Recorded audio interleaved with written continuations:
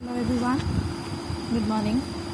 हम लोगों ने अपना 6th चैप्टर कंप्लीट कर लिया था ट्रांजैक्शनल एनालिसिस। आज आपको नेक्स्ट चैप्टर शुरू करवा रहे हैं group and group dynamic. I hope you won't mind अगर मैं थोड़ा सा क्विक और जल्दी करवाने की कोशिश करूँ, क्योंकि सिलेबस में हमारे 2 चैप्टर्स बाकी हैं एंड आई वांट कि हम जल्दी से जल्दी इसको फिनिश कर लें, क्योंकि सब लोगों ने रिवीजन शुरू कर दिया ऑलरेडी। आज का टॉपिक है ग्रुप एंड ग्रुप डायनामिक्स। सबसे पहले ग्रुप को समझ लीजिए। ग्रुप क्या होता है? ये वो लोग होते हैं जो एक साथ काम करते हैं किसी एक कॉमन ऑब्जेक्टिव के लिए। या फिर मैं आपको एक शुरुआत में एक बात बताऊं कि आप अकेले कभी भी कोई भी चीज़ फॉर्म नहीं कर सकते। हमेशा आप वर्क प्लेस में अगर आप जाते हो, आपको एक कंपनी की ज़रूरत होती है। जैसे एक छोटा सा एग्जांपल है, अगर मुझे पिक्चर देखने जाना है तो मैं अकेली नहीं जाती, मैं किसी को साथ लेके जाती हूँ, चाहे कोई फ्रेंड हो, चाहे हस्बैंड हो, चाहे डॉटर हो। There has to be someone. आप हमेशा जो काम करते हैं वो कोशिश करते हैं कि ग्रुप में, क्योंकि ग्रुप में करने से वर्क कैपेसिटी बढ़ जाती है। जैसे अगर आप 2 फ्रेंड्स गए हैं, एक ने टिकट ले ली, दूसरे ने कुछ और ले लिया, हो सकता है एक अगर टिकट ले रहा तो दूसरा पॉपकॉर्न और कोल्ड ड्रिंक ले आएगा। मतलब सिर्फ एक समझाने का तरीका है आपको कि ग्रुप में ग्रुप की कैपेसिटी हमेशा बढ़ जाती है। अकेले अगर आप काम करोगे तो आप सेटिस्फाइड नहीं रहोगे। तो ग्रुप क्या है? वो बॉडी ऑफ इंडिविजुअल जो एक या एक से ज़्यादा होते हैं और इंटरैक्ट करते हैं रेगुलर बेसिस पे और एक कॉमन ऑब्जेक्टिव को पूरा करते हैं। अब आप बोलोगे मैम मूवी देखने जा रहे हैं, इसमें ग्रुप का क्या मतलब था? एक ने पॉपकॉर्न लिया, एक ने टिकट्स ली, ऑब्जेक्टिव तो पूरा हुआ ना। उनका कॉमन गोल क्या था? दोनों ने पिक्चर देखनी थी, टाइम दोनों का सेव हुआ। 2 से ज़्यादा लोग थे, इंटरैक्ट कर रहे थे रेगुलर बेसिस पे और अपने गोल को अचीव किया। इसमें इवेंट्स कोनोपास्के, मैटिसन, इनकी डेफिनेशन, वैसे डेफिनेशन सबकी बिल्कुल सेम है। इनके राइटर्स थोड़े डिफिकल्ट हैं, आप किसी की भी कर सकते हो। नाम डिफिकल्ट है, अदरवाइज डिफिकल्ट नहीं है ये। देखो कितनी सिंपल डेफिनेशन है। अ ग्रुप रेफर्स टू 2 और more individuals interacting with each other in order to accomplish a common goal. जो अभी हमने बात की थी, 2 या 2 से ज़्यादा इंडिविजुअल है, आपस में इंटरैक्ट कर रहे हैं ताकि कॉमन गोल को अचीव कर सकें। इसकी बेसिक कैरेक्टरिस्टिक्स क्या रहेंगी? सबसे पहली बात साइज़ का मतलब मिनिमम कम से कम 2 लोग होने चाहिए। मैक्सिमम की कोई लिमिट नहीं है। ज़्यादा से ज़्यादा कितने लोग होने चाहिए, इसकी कोई लिमिट नहीं है। तो ग्रुप हमेशा नीड के मुताबिक, ज़रूरत के मुताबिक आप डेवलप करेंगे। फिर आता है इंटरैक्शन विद ईच अदर। ये क्या बोलता है? कहते हैं अगर आपने ग्रुप फॉर्म किया तो रेगुलर बेसिस पर उनकी इंटरैक्शन होनी ही चाहिए। हर बंदा आपस में एक दूसरे की ज़रूरत को समझे और उस ज़रूरत को समझ के अपना काम पूरा करता रहे। नेक्स्ट पॉइंट है इसका कॉमन गोल्स। कॉमन गोल्स का मतलब क्या है? जब भी आप एक ग्रुप में काम करोगे तो एक कलेक्टिव गोल के लिए काम करोगे। लेकिन जो हमारे गोल्स होते हैं ना, वो 2 तरह के होते हैं। इंडिविजुअल भी हो सकता है और ग्रुप गोल भी हो सकता है। यहाँ पे आप इंडिविजुअल ग्रुप के लिए, सिर्फ इंडिविजुअल गोल के लिए काम नहीं करते। इंडिविजुअल गोल एक मेंबर के खुद का गोल होता है और ग्रुप के गोल के लिए काम करते हो। जैसे एग्जाम्पल सुनो, आपने ग्रुप के अंदर पार्टिसिपेट कर रखा है और ग्रुप टारगेट है 30 यूनिट्स। कॉमन गोल में 2 तरह के गोल होते हैं। एक होता है आपका इंडिविजुअल गोल, एक होता है आपका कलेक्टिव। हम उसके बारे में बात कर रहे थे, तो मैंने आपको ये बताया था कि एक एग्जाम्पल है आपका। आपने जो ग्रुप है, ग्रुप का जो गोल है जो आपको अचीव करना है, दैट इज़ 30 यूनिट्स। और पर इंडिविजुअल आप लोग 6 लोग हैं ग्रुप में और 5 सबको अचीव करना है। जो 5 से ज़्यादा अचीव करेगा उसको कुछ ना कुछ बोनस मिलेगा या एक्स्ट्रा इंसेंटिव्स मिलेंगे। अब देखो ग्रुप गोल क्या है? 30 यूनिट्स। आपका इंडिविजुअल गोल क्या है? 5। अगर आपको पैसों की रिक्वायरमेंट है तो आप 5 से ज़्यादा की कोशिश करोगे। ऑटोमेटिकली आपने ग्रुप के गोल को तो पूरा कर ही दिया, उसके बाद आप अपने खुद के गोल के लिए काम करो। सबसे पहले हम ग्रुप के गोल के लिए काम करते हैं और उसके बाद अपना खुद का देखते हैं। तो नॉर्म्स के अंदर क्या बोलता है? नॉर्म्स के अंदर बोलता है हर एक ग्रुप के कुछ ना कुछ नॉर्म्स होते हैं, कुछ रूल्स रेगुलेशंस होते हैं, उसको फॉलो करना बहुत ज़रूरी है। उसको ऑब्जर्व करो। हर मेंबर के ऊपर ये प्रेशर होता है कि उसको अच्छे से देखना है। इनफॉर्मल लीडरशिप का मतलब क्या हुआ? हर एक उसमें जो लीडर सेलेक्ट होता है, देखो हर ग्रुप का एक लीडर होता है, वो लीडर को सब फॉलो करते हैं। कोई भी प्रॉब्लम होती है, क्योंकि वो उसके अंदर एबिलिटी होती है, एक्सपीरियंस होता है, हम उस पर्टिकुलर लीडर को हमेशा अप्रोच करते हैं। वो हमें गाइड करने के लिए हमेशा रेडी रहता है। यहाँ पे जो आप लीडर सेलेक्ट करोगे वो यूनानिमसली डिसाइड करते हो। इनफॉर्मल होता है, उसकी कोई पर्टिकुलर प्रोसेस नहीं होता, आप उसको खुद ही सिलेक्ट करते हो।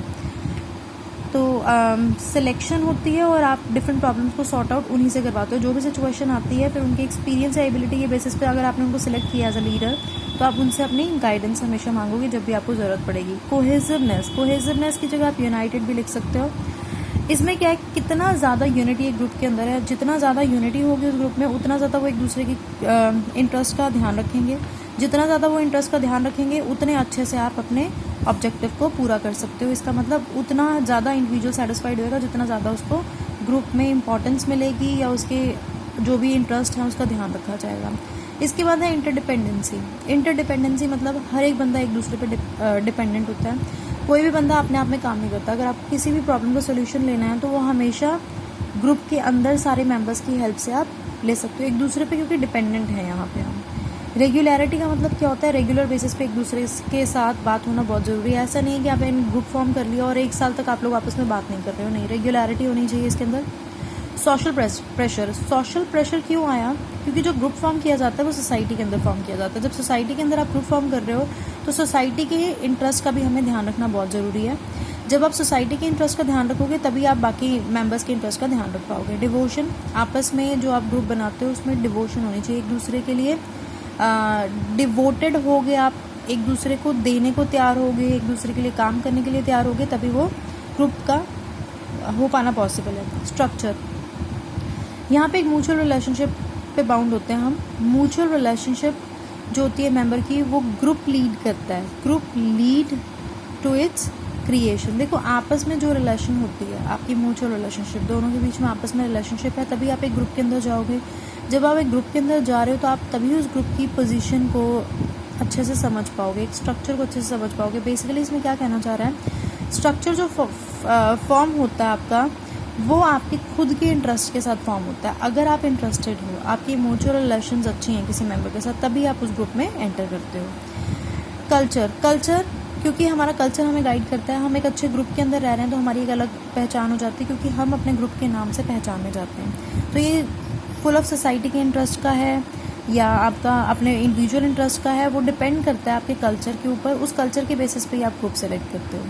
मैनी बेसिस ऑफ रिलेशनशिप, यहाँ पे बहुत सारे बेसिस हो सकते हैं। ग्रुप हो सकता है रिलीजन के बेस पे हो, कास्ट के बेस पे हो, लैंग्वेज आपकी सेम हो, सेम सेक्स से बिलोंग करते हो, आपका इंटरेस्ट कोई सेम हो। उन केसेस में क्या होता है, आपकी जो रिलेशनशिप रहती है वो सेम बेसिस पे रहती है। आप बहुत सारे बेसिस में से किसी भी एक बेस पे सेलेक्ट करके अपना एक ग्रुप फॉर्म कर सकते हो। कॉमन आइडियोलॉजी होनी चाहिए इसके अंदर। आप लोगों की जो दो लोगों की थिंकिंग है उसमें कुछ ना कुछ सिमिलैरिटी होनी चाहिए, तभी आप ग्रुप के अंदर एंटर करोगे। अगर आपकी डिफरेंट आइडियोलॉजी होगी तो क्रैक्स बहुत आएंगे, क्रम्बलिंग बहुत होगी, फाइटिंग्स बहुत होंगी, कहीं ना कहीं आप लोगों के अंदर प्रॉब्लम्स रहेंगी। तो इस कॉमन आइडियोलॉजी होना बहुत ज़रूरी होता है। वॉलंटरी मेंबरशिप के अंदर मर्जी से आप अपनी मेंबरशिप लेते हो। वॉलंटरी मतलब when you with your own sweet will, आप अपनी खुद की मर्जी से जब भी मेंबरशिप के अंदर एंटर करोगे तो वो आपकी क्या होगी, वॉलंटरी मेंबरशिप। कोई भी किसी को फोर्स नहीं करता, अपनी मर्जी से सब फॉर्म करते हैं। इससे नेक्स्ट है आपका topic, need and importance of group. सबसे पहली बात सिक्योरिटी। हर बंदे को सिक्योरिटी चाहिए। जब उसको सिक्योरिटी चाहिए तो वो किसी न किसी ग्रुप के अंदर एंटर करता है, और ताकि सारे के सारे एक साथ जब हैं। देखो, अगर मैं बात करूं एक उंगली की तो इट कैन बी क्रैक्ड, लेकिन अगर मैं पूरे हाथ की बात करूं तो थोड़ा वक्त लगता है ना। तो ग्रुप इसी तरह से फॉर्म होता है। एक स्टिक को तोड़ना बहुत आसान है, लेकिन जब इकट्ठे हम बहुत सारे स्टिक्स को पकड़ के तोड़ते हैं तो उसको तोड़ना मुश्किल हो जाता है। तो ग्रुप उसी का काम करता है। सिक्योरिटी आ जाती है जब आप एक साथ हैं, यूनिटी है आपके अंदर, तो आप लोगों को कोई भी काम में पुश डाउन नहीं किया जाएगा। फिर आता है स्टेटस। जो भी लोग काम करते हैं, किसी एक बेटर इमेज के लिए काम करते हैं, सोसाइटी में हर बंदे को एक रिनॉन्ड ग्रुप चाहिए, और उस ग्रुप के बेसिस पे उनकी पहचान होती है। जैसे कहते हैं man is always known as company. जो भी ग्रुप में आप रह रहे हो वो आपकी कंपनी है।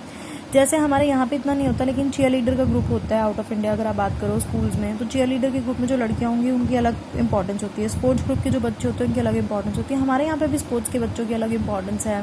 इंटेलिजेंट बच्चे हैं उनका अलग ग्रुप है।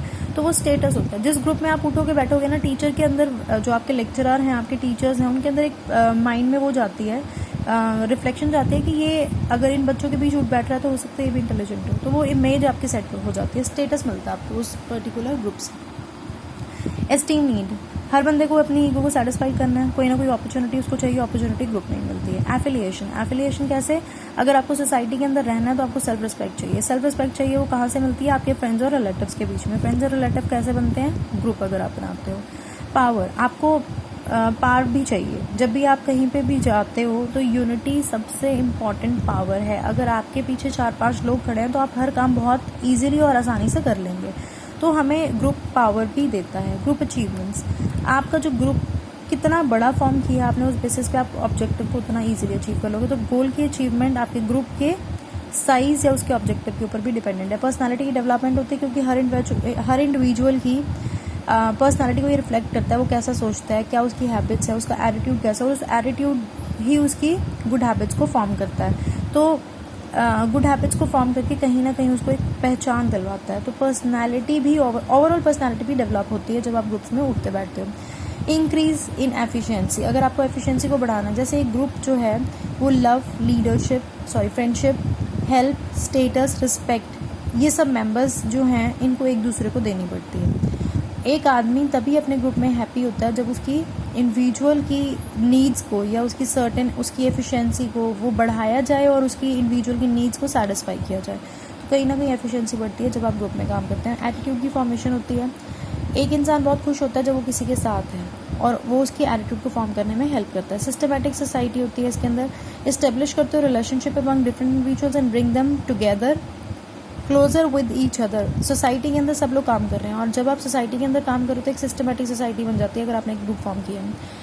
आपको रियलिटी की नॉलेज मिलती है क्योंकि यहाँ पे आप खुद को जब किसी के साथ कंपेयर करोगे तभी आपको आपकी वीकनेस और ड्रॉबैक्स के बारे में पता लगेगा, क्या अपॉर्चुनिटीज़ हैं दूसरे मेंबर के साथ रहने से, ये सब चीज़ें क्लियर होती हैं। तो नॉलेज हो जाती है आपको रियलिटी की। हाई मोरल, कहीं ना कहीं आपका जो मॉरल बूस्ट अप होता है वो आपका ग्रुप के अंदर होता है। एक दूसरे को बूस्ट अप करते हो। जब एक दूसरे के ऊपर कोई मुसीबत आती है तो एक दूसरे को सेटिस्फाई करने की कोशिश करते हो, उनकी प्रॉब्लम्स को सॉर्ट आउट करने की कोशिश करते हो। नेक्स्ट पॉइंट है इसमें हमारा theories of group formation. Theories of group formation का मतलब क्या है? इसके अंदर 4 मेन थ्योरीज दे रखी हैं आपकी। वो कहते हैं जब भी ग्रुप फॉर्म होता है ना तो किसी ना किसी बेसिस पे फॉर्म होता है। पहला उसने बोला है प्रोपेनक्विटी ऑफ थ्योरी। इसके अंदर इसका मतलब क्या हुआ? प्रोपेनक्विटी का मतलब होता है नियरनेस, क्लोजनेस, कितने क्लोज हो आप एक दूसरे से। मान लो हमारा जो वर्क कल्चर है वो बहुत बिजी है, किसी भी लोगों को आपस में बात करने की कोई टाइम नहीं है, लेकिन अगर आप आसपास रहते हो, आप पड़ोसी हो, नेबर्स हो, पास रहते हो, नियरनेस है आपके अंदर, तो कहीं ना कहीं आपकी एक बॉन्डिंग रहेगी क्योंकि आप रेगुलरली चाहे पार्क में मिलो, चाहे बच्चों को सेम रेस्टोरेंट लेके जा रहे हो, चाहे बिल्डिंग में रहते हो और आप एक ही जगह पे एक ही फ्लोर पे घुमा रहे हो, एक ही पार्क में घुमा रहे हो, तो कहीं ना कहीं क्लोजनेस है तो आपका ऑटोमेटिकली ग्रुप बन जाएगा।